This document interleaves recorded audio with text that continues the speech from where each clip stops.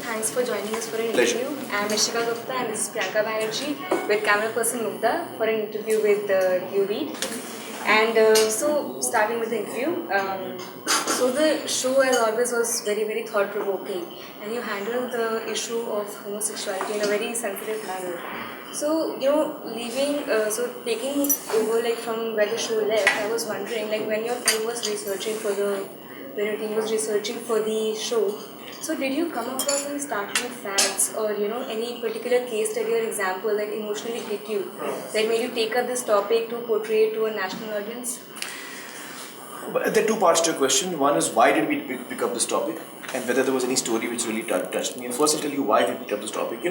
I feel that this is a topic which is not understood well enough. I feel I did a film called Tare Zameen Par some years ago, and that was another film that I felt that the issue of learning disabilities or dyslexia is by and large unknown to our country. Whether it's kids, whether it's parents, whether it's even people in the education system, very few percentage really, at that time, very few people really knew what a learning disability is, understood it properly, understood what dyslexia is. So Tare Zameen Par was a film which actually really helped a lot of people understand, what is it? Just to understand it. And which is why I believe that this topic is so important. In that sense, every topic is important in India, but this one specifically because people have a lot of wrong information, a lot of myths that people have about, gays, lesbians, and alternate sexual preferences. That people have a lot of myths about it, and so it was important to try and unravel the facts behind it, understand it better, and then put it, to people. Because there is a huge population of people, certainly a minority, but still a significant minority of people in every society, no matter where you look at the globe, where you have people with a different sexuality, an unusual sexuality. It's around, roughly 10%. 10% is a big section of your population. In India, we don't have the numbers because since it's illegal, people don't come forward and express that yes, I am homosexual or gay or whatever, because I'll be arrested after that. I could be arrested. Now, we don't have the numbers in India, therefore. So we thought that here is a topic which is important, which needs to be addressed, which people need to speak about, and we need to stop feeling scared of this topic. So that's why we picked it up. In terms of the stories, I have to say that all the stories that we saw today on the show, each one of them touched me very deeply. Ghazal's story is so beautiful. I mean, her parents are so amazing, the most amazing parents. So supportive. Remember that they are conservative. They come from a conservative background. But the amount of love they have for their child was so unconditional, that so I found that a very touching story. I think even Divya's story was very moving. A woman who's married, who likes her husband, and when she herself, it takes her a while to come to terms with the fact that she's, has a preference for the same sex. It takes her a while to come to terms with the fact that she's a lesbian. She doesn't accept it straight away, even to herself.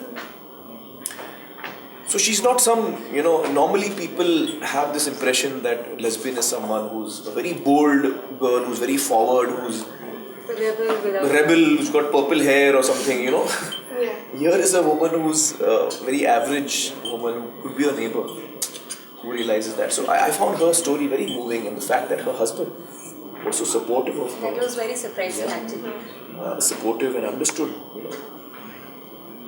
And when all of us understand one basic thing, I think that it's something that we are born with, something that's how nature intended us to be. Each one of us is different. When we come to terms with that, I think this is something that a lot of preconceived notions will disappear after that. The option of a third gender in the admission forms, and that's going to start from the undergraduate courses from next year. Oh, it's going to start. Yeah. It's not started yet? For postgraduate courses, it has been, and for undergraduate from next year. Okay. So that's taking care of it officially. Right. But That's a big step. Yes. Even officially, that's a very big step. So I'm very pleased to hear that Delhi University is doing this. yes. But what would your advice be on college students who want to create a strong and supportive peer group for this community? What suggestions would you have? Well, I think that every student, every individual who believes in humanity, who believes that every human being has a right to be different, and despite a person being different from me, has the same rights, same feelings, same emotions, same fears, same similar dreams. If I believe in all of that, and as an Indian, if I believe that we're all equal, if I believe in all of these things, if I believe in the Constitution of India, then I should also accept that everyone has a right to be there, and therefore the more the people who think this way, who believe this way, can come together to support those people. I may not be a homosexual, I may be a heterosexual, but I want to be part of the group which supports the minority, The who constitution. sometimes feels weak about it. Sorry? The constitution itself, like the law is a part of the constitution, and it's like. No, the law is, the constitution is separate, and then you have separate laws on various things. I'm talking about the basic rights in the constitution. Your right to speech, your right to liberty, these are the basic rights. So certain laws sometimes infringe on your fundamental rights, what are known as fundamental rights. Yeah. So I think to answer your question, I think if like-minded people come together, so that they can be supportive of people who have an alternate sexuality, who, at this point of time at least, need our support. And that would be a good thing. Okay, so like the show, as this has doing a commendable job at bringing to the notice of social issues which are pertinent to the nation. So and as the show proceeds, you show us examples and case studies, and towards the end of the show, you suggest some solutions, some practical solutions to the problems discussed. So does the Satyamay Jayate team itself make a conscious effort to implement those solutions that you suggested, and also how do you measure the impact that the show had on the audience? Right. Well, the SMJ team, we definitely live by what we believe. So we live with those same principles for ourselves. Measuring impact is something which is very difficult. I don't know how to do it, quite honestly. I don't know how to do it in an organized way. So in a disorganized way, we do come to the impact. After season 1, when our team went out to research season 2, wherever our team went, they were told that, अरे आप SMJ team से हैं, हमारे गांव में ये हुआ, हमारे मोहल्ले में ये हुआ, हमारे शहर में ये हुआ, कहीं पे जेनरिक दुकान, दवाइयों की दुकान किसी ने खोली नागपुर में. So we kept hearing these things without really going out to look for these stories. And so a lot of stories have changed. If you go to our website, which is www.satyamevjayate.in, you will see 50, 60 odd stories about You've change. collaborated with NGOs and Sometimes with the NGOs, sometimes the change has been, sometimes the change has been very, very big. For example, there have been times when people in administration have taken strong steps. In Madhya Pradesh, the health secretary saw an episode on healthcare and decided to get generic medicines into Madhya Pradesh After the show was aired. And so today in Madhya Pradesh, medicines are free of cost to everyone. To everyone who wants to make use of the government medicines that are being offered, generic medicines, they're free of cost. So imagine a person who at one time could not afford medicines for himself, herself, or her child, now has access to these medicines, and that's the entire state has done that. So that's a big change. It's a big change that you bring to people's lives. In Gwalior, for example, the collector saw our show and decided to make Gwalior disabled accessible. So 95% of Gwalior today is accessible to disabled people, which is another big step. And these are big steps. The entire city has changed in that aspect. 40 lakh children reached out for help to Childline. after our episode on child sexual abuse, when we put out the number of child line, 40 lakh children reached out for help. Now that's a big number. It's disturbing also. That means 40 lakh children needed help. But at least those 40 lakh children could reach out and get help because of that, information now available to them. So were the parents informed like when they needed help or when they contacted them? No, children can call directly to a child, and that child need not be sexually harassed. Any form of abuse? Any form of abuse means I'm a child who needs help. I'm on the roads, I'm hungry, I don't have anyone to look after me. You can call Childline. Any child who needs help can call Childline. And they are there to help you. So, we've seen changes which are large, we've seen changes which are personal, and you can, know more about it in detail when you go to our website. Okay.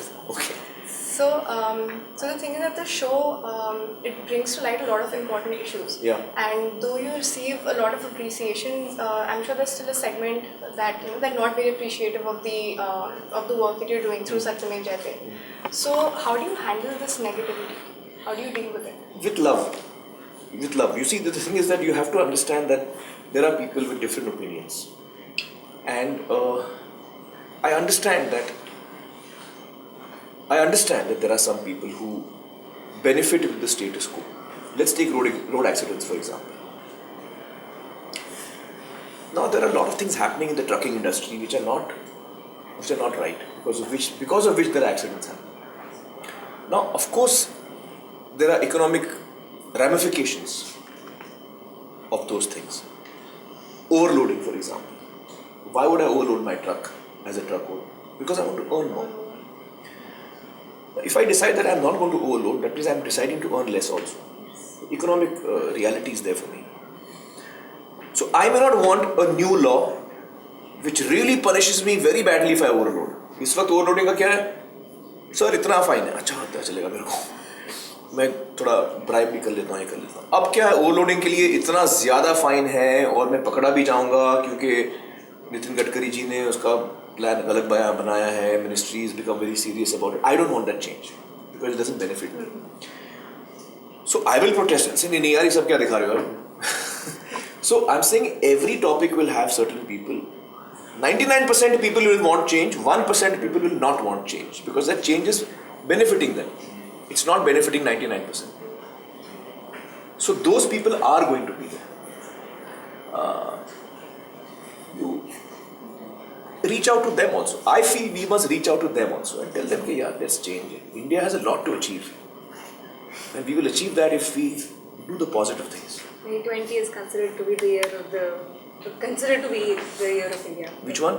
2020. 2020, is it? Which is Okay. almost this 5 years away. Okay, cool. So to conclude the interview, I would like to ask you like one last question, which is that India's 65% population is youth. Yeah. So can you suggest like 3 practical ways in which the youth can proactively work towards the social issues which are there in the society, and how we can make an impact to bring about solutions to these problems? I'm not quite sure what that advice would be. I think that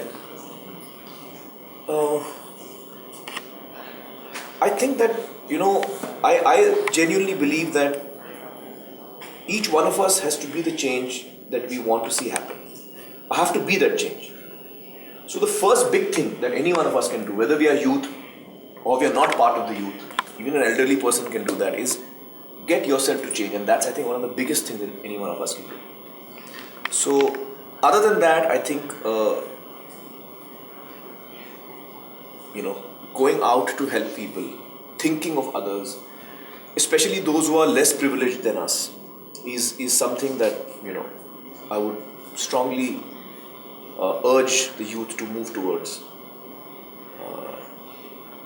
My mom always said that the biggest thing that you can do is bring a smile on someone's face and reach out to help people. And if that so if that's something that the youth also starts doing, which I'm sure a lot of youngsters are already doing that. I don't think I need to say it to them.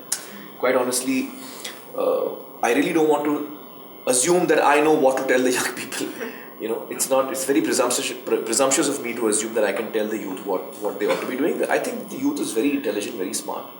and we see that. I mean, you know, the way the you know the youth reacts to even a show like SMJ, which is not an entertaining show. It's an influence. Yeah, so it's something that, I mean, unless the youth is connected to it, it won't get this kind of viewership. It's number one on Twitter every week in the world. Yes, which is a big achievement. So you know, it just shows that the youth is very, very aware and very, very sorted. I don't need to tell them much actually, quite honestly. You're quite an influential speaker and a leader. So, you know, like if you tell people, like if you tell the youth also what to do, I'm sure, like, you know, it would have a big impact. Well, I mean, I wanted to say I'm that. sure I that's one of the think reasons I'll tell why you I actually. support You know, I don't want to tell the youth what to do, but I can tell you what I do. And I feel that the few things that I believe in, one of them is if I can give happiness. See, happiness is something that I can get. It's the only thing I can get if I give it. So if I give happiness, only then will I get it. So that's one thing I believe in. And the other thing I believe in is that never compromise with your dreams. Never compromise with your dreams. Your dreams may seem impossible to achieve, but hang on to your dreams, work towards them, and never compromise with your dreams. You may compromise to achieve your dream. I may have to compromise on one or two things to achieve my dream, but never compromise the dream itself. Never compromise on the dream itself. And believe in hope, and you know, be positive. Things will happen. Thank you. Thank you so much. Thank you. Thank you